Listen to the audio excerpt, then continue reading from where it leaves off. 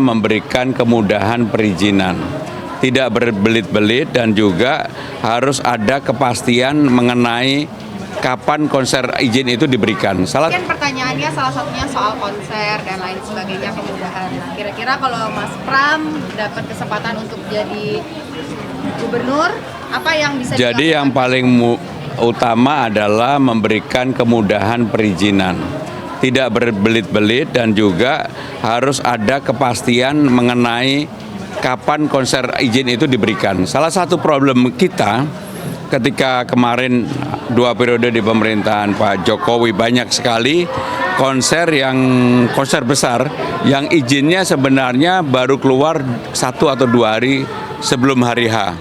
Padahal tiketnya sudah terjual. Ini yang konser-konser besar. Itu nggak boleh terjadi lagi.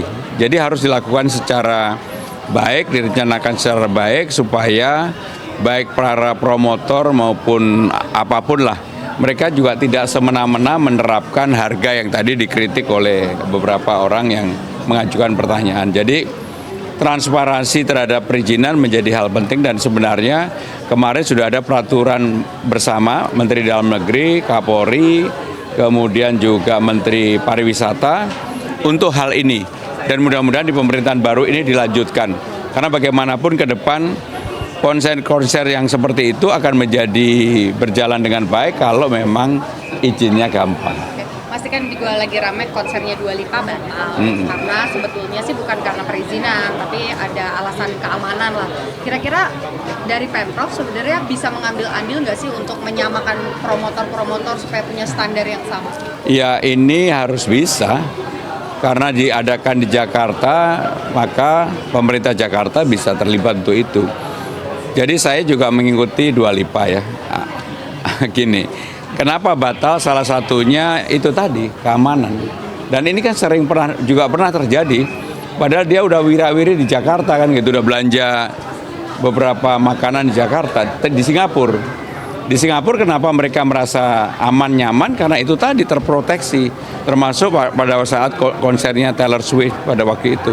Sehingga dengan demikian memang sudah waktunya Jakarta sebagai kota global, pusat bisnis dan juga pusat budaya nasional, untuk hal-hal yang berkaitan dengan konser harus dilakukan perbaikan. Dan itu Pemprov sebenarnya bisa terlibat. Mas, ini soal survei kemarin kan sudah sampai angka 38%. Tapi kalau mau satu putaran minimal harus lebih dari 50%. Yakin nggak bisa sampai angka itu dan gimana caranya, Mas? Waktunya tinggal sebentar lagi soalnya. Ya, waktunya masih 20 hari. Kurang 19 hari. Dulu ketika saya memulaikan dari 0,1%.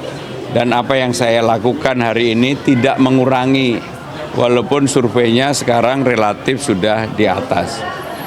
Hari ini pun saya masih 11 titik.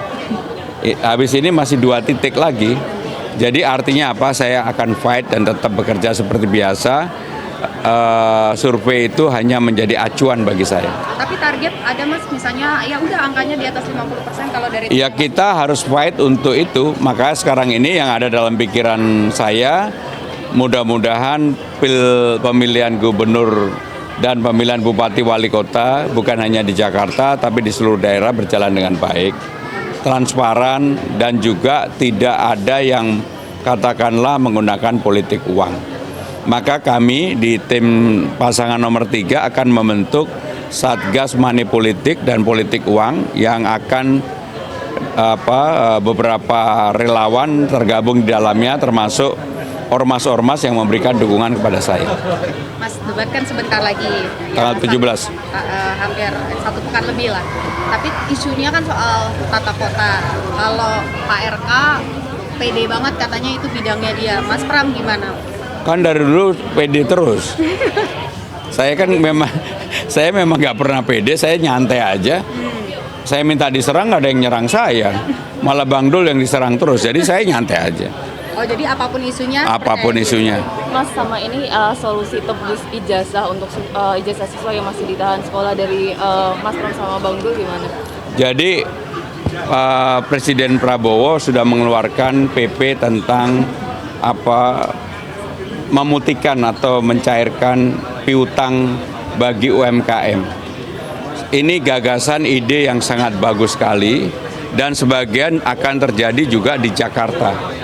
Di Jakarta setelah saya cek bukan hanya piutang UMKM yang jadi problem, tapi banyak juga yang personal, orang-orang yang tidak mampu, yang ijazahnya tertahan bahkan ada yang 10 tahun. Ijazah SD, SMP, SMA. Maka kalau saya jadi gubernur nggak mungkin udah 10 tahun kemudian akan diambil. Kita putihkan supaya orang yang harusnya berhak mendapatkan ijazah tersebut karena keadaan tetap bisa mendapatkan. Kalau nggak akanlah ditebus. Berarti artinya penerapan PP itu bisa diterapkan untuk bisa. Wong PP-nya aja bisa untuk UMKM, kenapa untuk personal yang dianggap orang tidak mampu tidak bisa diputihkan? Saya akan putihkan. Ini kan tinggal 20 hari lagi Mas kampanye. Sudah ada agenda kah mau makan bareng sama Pak Anies? Saya sekarang konsentrasi untuk keliling. Malam ini masih ada 2 lagi. Saya hari ini, pagi ini, hari Sabtu ke Glodok untuk pergi minum kopi di Taki. Kemudian yang kedua potong rambut, yang ketiga saya memutari pasar ini, menemukan banyak hal yang tidak pernah saya lihat selama ini dan saya bayangkan, termasuk karena tradisi di Jakarta di tempat ini adalah lepas burung. Tadi saya juga melepas burung. Ini adalah simbol-simbol budaya sebenarnya, simbol-simbol budaya yang dipercaya oleh sebagian besar masyarakat, hampir semua orang mempercaya itu. Bagi saya pribadi mudah-mudahan ini menjadi energi yang positif, ya. Mas Pram tadi sempat ke pasar juga, tadi ada aspirasi yang ditangkap dari para pedagang? Jadi tadi saya menanyakan di pasar dan beberapa toko, rata-rata omsetnya sebenarnya masih stabil. Karena apalagi sekarang ini kan banyak turis yang sedang berkunjung ke tempat ini. Banyak sekali mereka, dan mereka minta untuk kalau pemerintahan yang baru untuk fasilitasnya dipermudah lah, diperbaiki dan sebagainya. Rata-rata itu yang jadi permintaannya. Durasi debat yang wacananya akan bertambah begitu? Durasi debat mau bertambah berkurang buat saya nggak persoalan. Mau dibuat debatnya lebih lama, lebih seru, saya sih oke-oke aja. Saya tadi belanja untuk istri saya. Selama ini istri saya kalau yang selama saya jadi calon gubernur ini belanjanya tempe, tahu, seperti tadi makanan kesukaan dia. Ketika saya pulang dia happy banget, ya. Mas Pram, udara yang masih semeraut, solusinya apa nih Pak? Ya nanti kita perbaiki, kita rapikan. Karena ini yang termasuk yang diminta oleh para pedagang di sini. Mas Pram, bahwa Roy Martin mau ngait suara emak-emak kah atau gimana nih? Bang Roy sama saya berteman, bersahabat lama, termasuk dengan Pak Bambang Sunarko ini.